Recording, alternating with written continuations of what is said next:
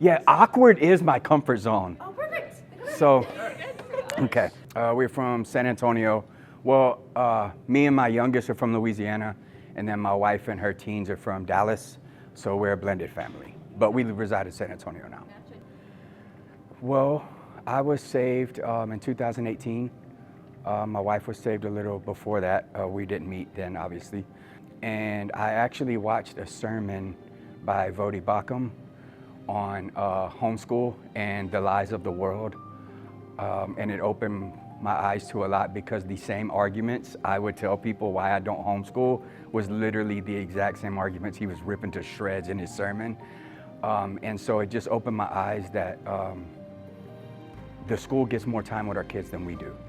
And so the student becomes like the teacher, that's biblical. And it doesn't say like who the teacher is, or who the student is. It just tells us that the student will become like the teacher.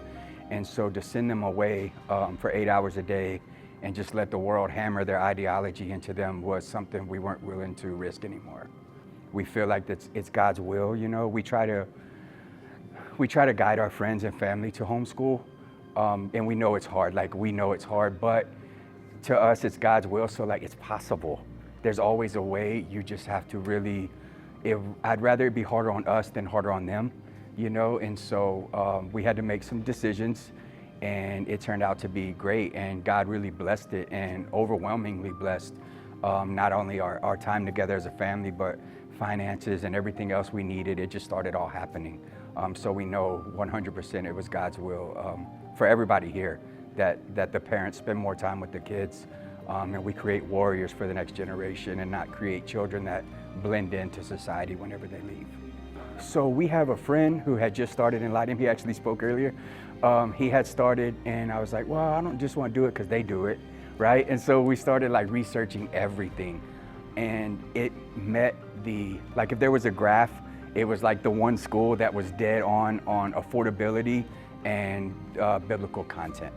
So, because it was hard. Some of it was kind of crazy, and then some of it was priced kind of crazy, but it met the middle. It was affordable for us. It didn't mean it came easy. It was definitely gonna have to take some sacrifice, but it was definitely affordable. And just from them wanting to talk about what they were learning, we see that it was Christ-centered. And it opened so many discussions at the table and so many discussions throughout the home during the day that it was definitely the right decision. Once they started seeing all the benefits they reap from being homeschooled, if you sleep a little late on Tuesday, who cares, So it did, and I really enjoyed that the responsibility fell on them.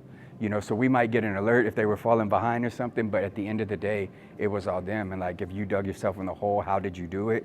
Do the opposite of that and get yourself out of that hole, So yeah, I think it built an independence. That was kind of hard because my dad kind of my kids needed me, fix stuff or whatever the case may be, and they kind of took that element out. They didn't need us too much, but it definitely builds them to be adults and completely independent and warriors.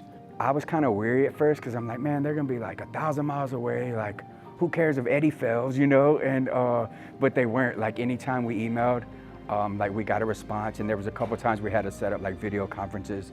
But they didn't just say, oh, your kid's struggling or your kid fell behind.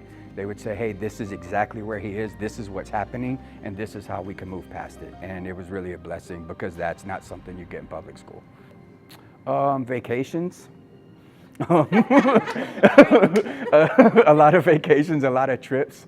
But we just had fun. And so we kind of got them to a system where Monday through Thursday, they would hit it as hard as possible, and then we would get a 3-day weekend. In fact, we put our 7-year-old on the same kind of thing. Now he's rolling to that.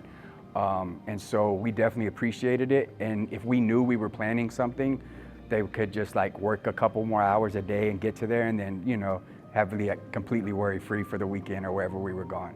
But we definitely upped our vacations by 400%. I would say Enlightium is probably the school. It's probably the best. But I don't think people struggle with the school as much as they struggle with the leap to homeschool. So I would tell them that if you have the desire and you're feeling it and something doesn't feel right, to take the leap to homeschool, because everyone is going to tell you that you're not qualified, that it's not the right way to go, but it is, not even just biblically, but also statistically, it's the way to go, and creates the best chance to succeed for children.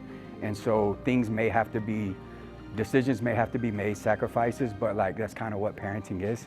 And so just make the sacrifice and your kids will blossom.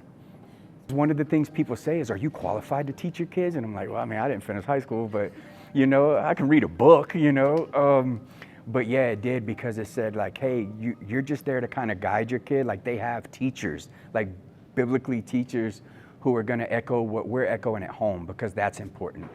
For us to tell our kids something and then someone tell them something different, it creates this friction, as they grow, they're like, well, were my parents telling the truth, or was the teacher right? So it took that away when the teachers are echoing the same thing we're echoing at home.